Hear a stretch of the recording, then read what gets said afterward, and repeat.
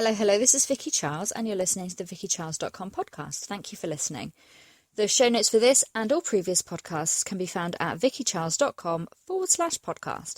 And this week's podcast, number 36, is 4 updates that are being made to Facebook in the coming weeks that you may need to be aware of. So let's get on with it.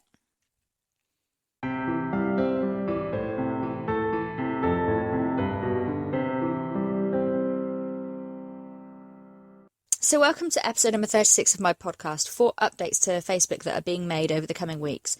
The first one is changes to Messenger.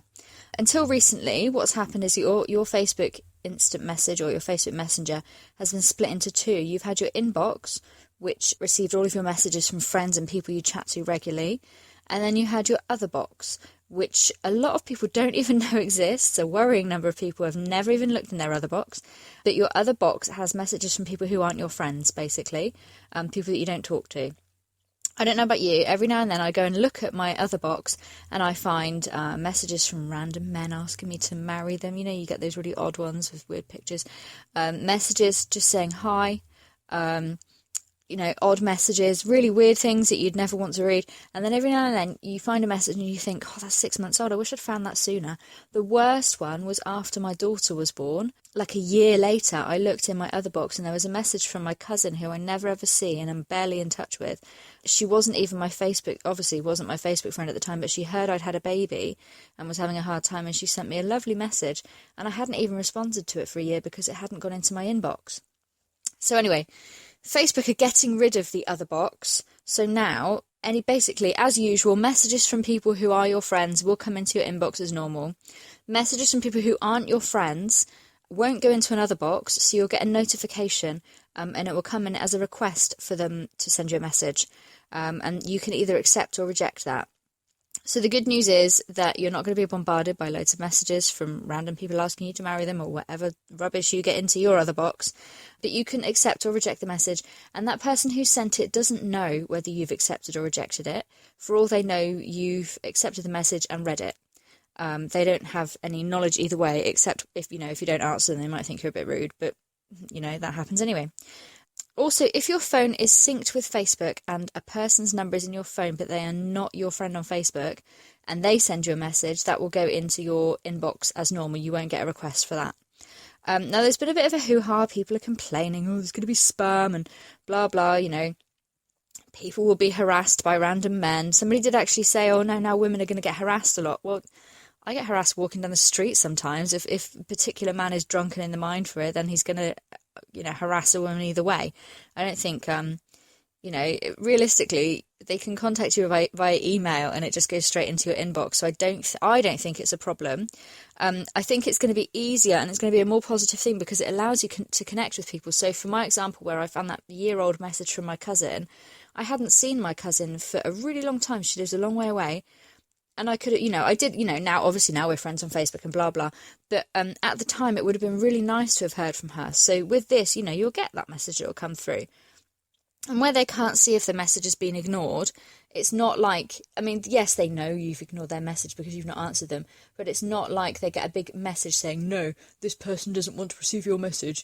I don't think it's a problem. I think it's a great idea and I'm really glad they're doing it. And I think that is either in the process of rolling out at the moment or has already rolled out to some people. So you may notice it. If you go and check your messenger now, you'll be able to see it. The second thing is something that's been in the news and there's been a lot of hoo-ha over it again. Facebook always get a lot of hoo-ha, don't they? About indexing posts. Facebook have indexed now over 3 trillion posts. And anything that is not marked private is now available via a graph search. If you don't know what a graph search is, it's this amazingly cool facility where you can go, show me my friends. I do this all the time. Show me my friends that like Minions. And they'll show you all your friends that like Minions. But if you say, show me people that post about Minions, then it won't just show you your friends. It will show you some of these 3 trillion posts of people who have not marked their post private, who have spoken about Minions or, whatever. So, a lot of people are moaning and saying, privacy, blah, blah.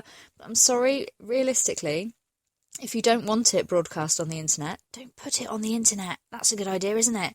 So, there probably is like a privacy level with this, but if you didn't mark the post as private in the first place and you were bitching about somebody who was your friend and you just put it, like a subtweet, Facebook version of a subtweet, then realistically it was bound to happen, wasn't it, that they were going to see it, and I don't think they'll be looking for it. I really don't think any of this is the end of the world.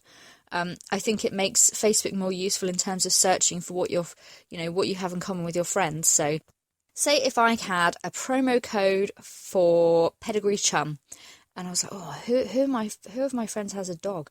I'm not going to automatically go, right, I know that this person has, I know Amanda's got a dog, I know Sam's got a dog. You don't think like that. You go, oh no, who can I think of that would want to use this code?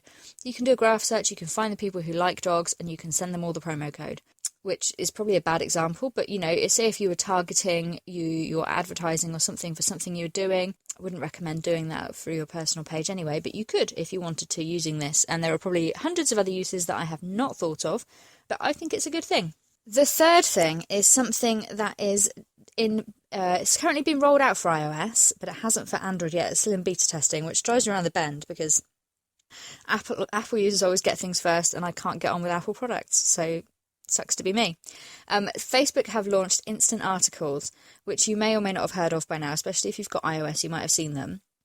So it's they're basically, Facebook's generally their MO seems to be, we don't want you to leave our site ever. So, they up their game with their videos and everything, and they just don't want you to leave their site. So instant articles is, we don't want you to leave our site to go to a news site, basically. And a lot of the big names are playing ball with that, and they're creating instant articles. So it's an article with photos and autoplay videos and all of this, a really kind of like a more seamless user experience that you can get all of this information, and it's in your news feed, or it's on Facebook, so you don't have to leave. So you can publish anything from like a long article to a short bulletin, and a lot of the big publishers, BuzzFeed, The Guardian, Cosmopolitan, MTV, they're all getting on board with this, and they're all publishing instant articles. So although it's only really on iOS at the moment, hopefully Android users will be able to use it as well soon. I think that's going to be really interesting. It's just interesting to see which direction Facebook are going in. I had this conversation with a friend the other day who was very much kind of the opinion that Facebook eventually will crash and burn. But I think they're doing everything in their power to avoid that happening. And they are still the biggest social network. They are still big enough that I think they would be the third biggest country if all of the users lived in the same place. So they're still a force to be reckoned with, and they're certainly intending to stay that way. The fourth and final thing that Facebook are in the process of rolling out, and you may already be able to see it on your newsfeed if you're in Ireland or in Spain, they're rolling out reactions, not a dislike button. Really? Not a dislike. Facebook are not having a dislike button after all that in the news the other month. Really? You surprise me. You don't surprise me. I'm not surprised. Facebook were never going to put in a dislike button. Zuckerberg always said he wasn't going to put in a dislike button. This is what he's doing. He's put in, instead, emojis. You can react to a post rather than going, oh, that's nice. Instead of just clicking like, there are 7 emojis. So far, it is only available in Ireland and Spain, but they are going to roll out globally. So the 7 options you're going to have is like, obviously, love, ha ha ha, like a laughing face, yay if something's good, wow, a sad face, and an angry face. I think they've tried really hard here to kind of get some good emojis and kind of jump on the emoji bandwagon, really. There are other things rolling out that I was going to talk about today, but they're so far on the horizon, I think, at the moment, that there's not much point talking about them until they get a bit bigger. Stuff like their which is their virtual assistant, which sounds absolutely fantastic if you can get it, but at the moment, only like 3 journalists at BuzzFeed have got it, so not yet, you know what I mean? And lots of other things as well, but that'll be in the coming weeks. Maybe I'll do podcasts about those if you find them interesting. So those are my 4 Facebook updates that have been going on lately. I do hope you've enjoyed them and found them interesting. You can find the show notes for this and all previous podcasts at vickycharles.com/podcast. You can find me on Facebook, facebook.com/VickyCharlesWriter. I'm on Instagram, VickyCWrites, and also Twitter at VickyCWrites. I would love to hear what you think of this and other podcasts, only if you're nice. You can find this podcast on Stitcher Radio, on Podcast Addict, or on Spreaker, and I would love it if you would leave me some feedback on one or all of those platforms. Thanks very much for listening, and I'll be back next week.